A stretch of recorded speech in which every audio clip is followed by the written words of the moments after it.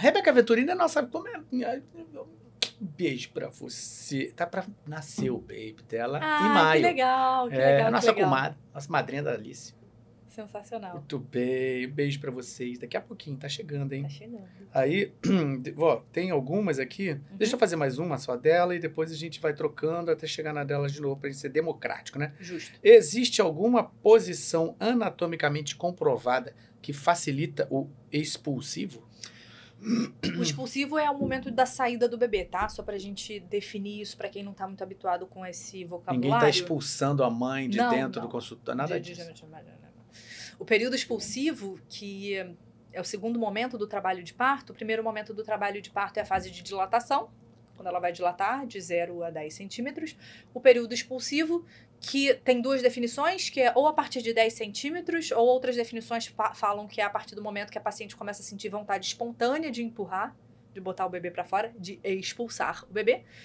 Depois a gente tem a dectação, que é o momento da saída da placenta, e o quarto momento do parto, a última fase do trabalho de parto, é a 1 hora após a saída da placenta. Só por definição. Então, o período expulsivo nada mais é do que o segundo período do trabalho de parto, do parto, que é quando o bebê vai nascer, né?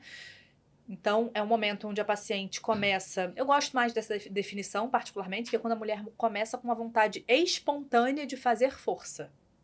Não aquela vontade mandada pelo médico. Não o puxo essa vontade de empurrar.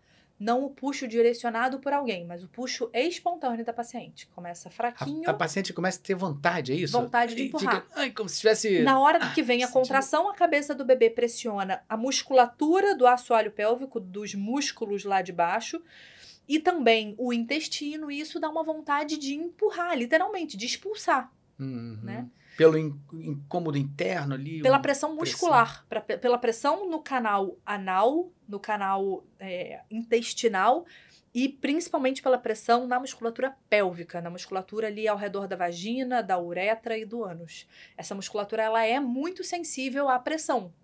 E a pressão de dentro para fora nessa direção acaba dando uma vontade de fazer uma prensa abdominal, um esticamento. Cada paciente vai ter um comportamento corporal um pouco diferente, mas em última instância é uma vontade de empurrar, literalmente, de botar para fora. Isso é o período expulsivo, tá? Geralmente as pacientes começam isso quando já tem dilatação total, embora isso não seja... Dilatação total são uns 10 centímetros, embora isso não seja uma regra.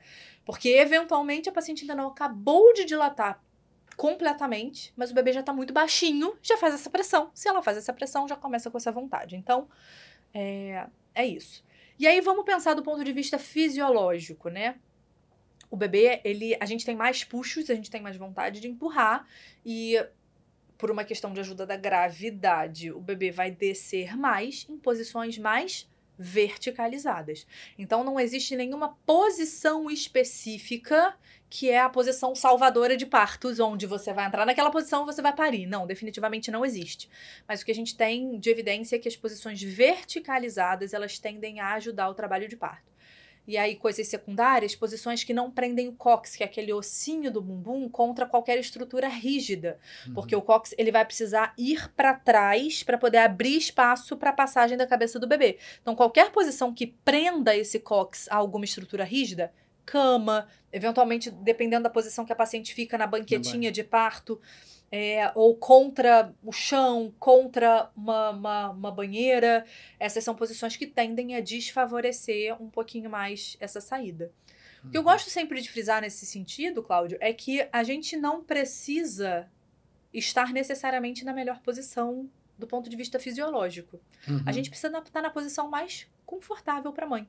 Então, se a posição mais confortável para ela for numa posição, por exemplo, semi-deitada na banheira, como foi a posição que a paciente de hoje elegeu, como foi a última posição que eu resolvi parir, ela tá confortável, a mulher tá naquela posição que para ela é a melhor, ela vai favorecer mais a fisiologia do parto, porque ela vai não estar tão preocupada com o ambiente ao redor, ela vai poder focar mais naquilo que ela está sentindo e, consequentemente, favorecer mais os puxos e o período expulsivo.